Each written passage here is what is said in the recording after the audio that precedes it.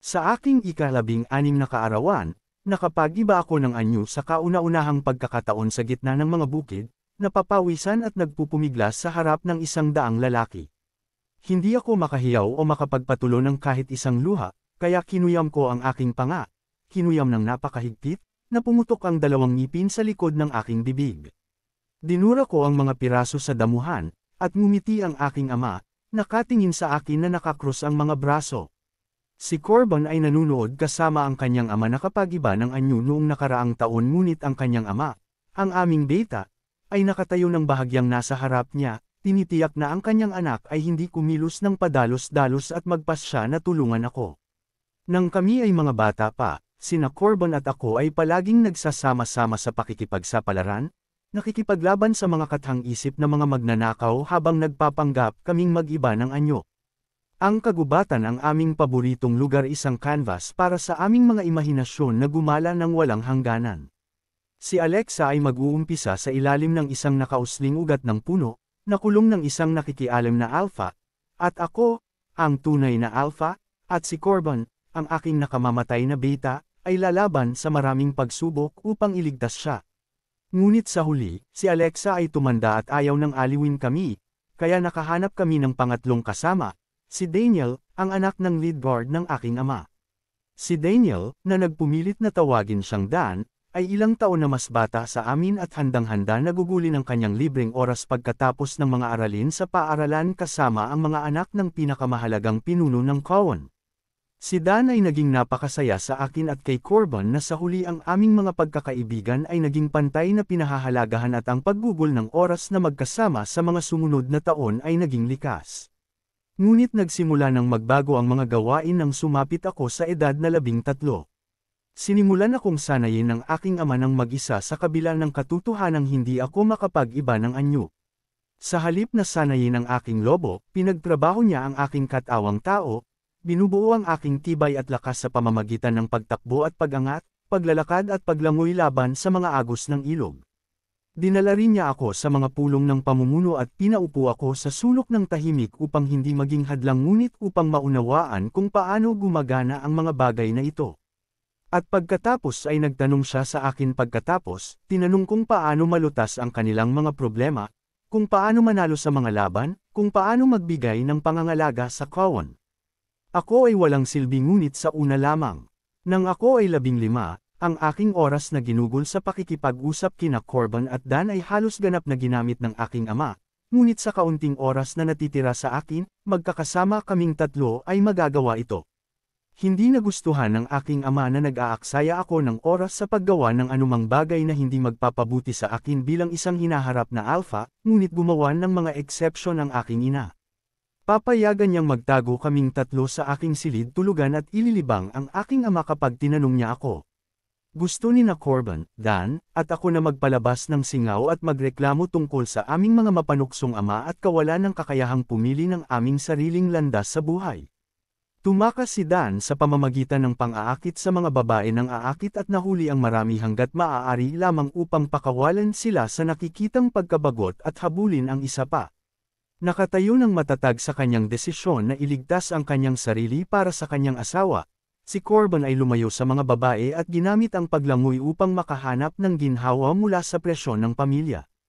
Hindi ko naramdaman ang pangangailangan na makatakas sa aking buhay hanggang sa kami ay 17 taong gulang at nakikipaglaban sa isang digmaan na wala kaming batayan na lumahok. Nailigtas ng ama ni Dan ang kanyang anak mula sa hindi kinakailangang trauma, ngunit kumbinsido ng aking ama ang kanyang beta na ang pag-aaral ni na Corbin at ako ng mga malupit na katotohanang ito ng maaga ay mahalaga sa aming pag-unlad bilang mga hinaharap na pinuno. Sa pamamagitan ng kamay ng Diyosa, naging mahusay ako sa larangan ng digmaan kaya't sumama ako kay Corbin at siniguro kong nasa likod niya ako, nailigtas ang kanyang buhay ng mas maraming beses kaysa sa gusto naming pareho na maalala. At pagkatapos ay pinatay ni Alpha Belrose ang aking ama, isang bagay na hindi ko nasaksihan dahil sa kaguluhan ng labanan, kaya, nagtatabi, pinanood ni na Corbin at ako ang kanyang lobo na nasusunog sa liwanag ng buwan. Hinawakan ni Corbin ang aking balikat at bahagyang niyanig ako, nagtatanim ng kanyang katapatan. Doon ko lamang napagtanto kung ano ang magiging kapalaran ng mga darating na araw. Kailangan kong gumawa ng maraming desisyon sa napakaikling panahon. Ang una ay gawing aking beta si Corbin at ang aking pangatlo si Dan, na siyang pinakamadali kahit na karamihan sa mga mataas na ranggo na miyembro ng Cowan ay nag-isip na ang tatlong bata na tumatakbo sa Cowan ay magdudulot ng kapahamakan sa ating lahat. Pagkatapos ay pinili kong sumuko sa aming digmaan kay Belrose at nakakuha ng ilang pag-aproba. Ang kabuoang pag-aproba ay mangangailangan ng maraming taon. Kahit na ako ay abala sa araw, wala akong isang segundo upang patayin ang aking utak. Sa ilang oras sa gabi na makakatulog ako, hindi ko magawa. Nahiga akong gising sa silid tulugan ng Alpha na nakikinig sa pagiyak ng aking ina mula sa isang silid ng bisita sa pasilyo. Nakinig ako dito halos buong gabi, at pagkatapos ay bumangon ako bago sumikat ang araw upang alagaan ang mga bukid, ang aming mga mandirigma, ang mga tagapagsanay sa ilalim ko, at ang aking sariling lobo. Mabilis kong napagpasyahan na hindi ako magiging katulad ng aking ama, isang tumpok ng balahibo at abo na naninigarilyo sa ilalim ng buwan, kaya nagsanay ako, at nagsanay, nagtrabaho hanggang sa maparalisa ang aking katawan at halos hindi na ako makapag-iba ng anyo. Theta, ngunit magiging mas dakila ako kaysa sa aking ama. Protektahan ko ang aking pamilya, ang aking mga anak, at ang aking asawa, kahit na hindi ko talaga maisip ang mga bagay na ito ng matagal dahil mag-iisip ako ng sobra, isang ugali na pinapanatili ng bagong buwan. Magtataka ako kung kailan darating ang aking asawa, pagkatapos ay ayaw kong dumating siya, pagkatapos ay gusto ko ulit siya. Ililigtas ko ang aking sarili sa loob ng ilang panahon, pagkatapos ay matutulog sa ibang mga babae, pagkatapos ay kakainisan ang aking sarili sa pagkawala ng kontrol. Ang pagsasanay ay simple, mas madaling itoon at isagawa, kaya't pinilit ko ang aking mga tauhan ng halos kasing hirap ng pagtulak ko sa aking sarili, ngunit gaano man karaming pagsisikap ang inilagay ko sa kanila, hindi sila makakalaban tulad ko. Madalas, ipinapaalala sa akin ni Corbin na wala silang dugo ko, kaya't pinalitan ko ang aking focus sa paggawa sa kanila ng pinakamahusay na mandirigma na magagawa nila nang walang mga bentahe ng Alpha Blood. Pagkatapos ay ikinasal si Corbin, at ako ay bumangon ako bago sumikat ang araw upang alagaan ang mga bukid, ang aming mga mandirigma, ang mga tagapagsanay sa ilalim ko, at ang aking sariling lobo. Mabilis kong napagpasyahan na hindi ako magiging katulad ng aking ama, isang tumpok ng balahibo. At abo na naninigarilyo sa ilalim ng buwan, kaya nagsanay ako, at nagsanay, nagtrabaho hanggang sa maparalisa ang aking katawan at halos hindi na ako makapag-iba ng anyo. Theta, ngunit magiging mas dakila ako kaysa sa aking ama. Protektahan ko ang aking pamilya, ang aking mga anak, at ang aking asawa, kahit na hindi ko talaga maisip ang mga bagay na ito ng matagal dahil mag-iisip ako ng sobra, isang ugali na pinapanatili ng bagong buwan. Magtataka ako kung kailan darating ang aking asawa, pagkatapos ay ayaw kong dumating siya, pagkatapos ay gusto ko ulit siya. Ililigtas ko ang aking sarili sa loob ng ilang panahon, pagkatapos ay matutulog sa ibang mga babae, pagkatapos ay kakainisan ang aking sarili sa pagkawala ng kontrol. Ang pagsasanay ay simple, mas madaling itoon at isagawa, kaya't pinilit ko ang aking mga tauhan ng halos kasing hirap ng pagtulak ko sa aking sarili, ngunit gaano man karaming pagsisikap ang inilagay ko sa kanila, hindi sila makakalaban tulad ko. Madalas, ipinapaalala sa akin ni Corbin na wala silang dugo ko, kaya't pinalitan ko ang aking focus sa paggawa sa kanila ng pinakamahusay na mandirigma na magagawa nila nang walang mga bentahe ng Alpha Blood. Pagkatapos ay ikinasal si Corbin, at ako ay sumigaw. May mga bagay na kailangan mong maging handa. Talaga, ano iyon? Panahon na para ibalik natin ang titulo. Titig na titig si Dan. Wala tayong sapat na mandirigma. Kailangan natin ng kalamangan sa bilang upang ibenta ito sa lahat. Bukod dito, si Rowan ay mas masakit kaysa kay Belrose kasama ang kanyang mga, especially iya, at patuloy na kawalang galang. Tama ka, aalagaan natin silang dalawa. Tumawa nang may pang-uuyam si Dan. May mga mandirigma si Rowan na nasasayang at kaunting ginto. Kailangan lang nating bigyan ang mga mandirigma ng ginto at sapat na dahilan upang sumama sa atin kapag natapos na si Rowan, na hindi dapat magtagal. Inilagay ni Dan ang kanyang mga kamay sa kanyang mga balakang at tumingin sa gilid. Ang tanging gusto ng mga lalaki ay ginto, isang bubong sa kanilang mga ulo, at isang taong magpapainit sa kanilang mga kama. Tumango ako, sige, ngayon ay mag-iba ka ng anyo at tumigil sa pag-aaksaya ng aking oras. Tiningnan ako ni Dan ng ilang segundo bago lumingon at hinubad ang kanyang kamiseta. Halos hating gabi na nang tamaan ako ng pang-akit ng bono ng asawa. Nasa silid-aralan ako na nagbabasa ng mga quarterly pack figures, nakikipaglaban sa aking sarili upang manatiling nakatuon sa ilalim ng bagong buwan. Akala ko ang trabaho ay magpapalayo sa akin mula sa karaniwang mga hindi makatwirang kaisipan na pumipigil sa akin tuwing may bagong buwan. Hindi ko alam na malapit na akong mag-ikot. Ang kanyang amoy ay dumaan sa teritoryo at tumagos sa bahay ng Cowan. Ang bono ng asawa ay desperadong makilala. Napako ako, ngunit mayroon lamang isang maikling pahinga bago ang aking bilingguhang karamdaman ay ganap na bumaha sa aking katawan. Isang gwardya ang dumating sa pinto ng bahay ng Cowan bago pa man ako makagalaw. Tumayo ako at itinulak ang aking mga problema upang makita kung ano ang nangyari. Tanging ang mga seryosong sitwasyon lamang ang pinapayagan na makagambala sa akin kapag umuwi na ako para sa gabi. May isang nagtangkang pumasok mula sa silangan. 2 gwardya sa hangganan ang nakalok. Alam mo ang protocol, pinutol ko ang gwardya sa pinto na nasa gabi. Nagtatrabaho sa mga selda, maliban kung may problema, aalagaan ko ito bukas. Opo, Alpha, ngunit may problema. Ang nagtangkang pumasok ay isang babae, at inaangkin niyang narito ang kanyang asawa. Maaari ko siyang ilagay sa mga selda upang makita kung may lalaking pupunta para sa kanya, ngunit kung walang.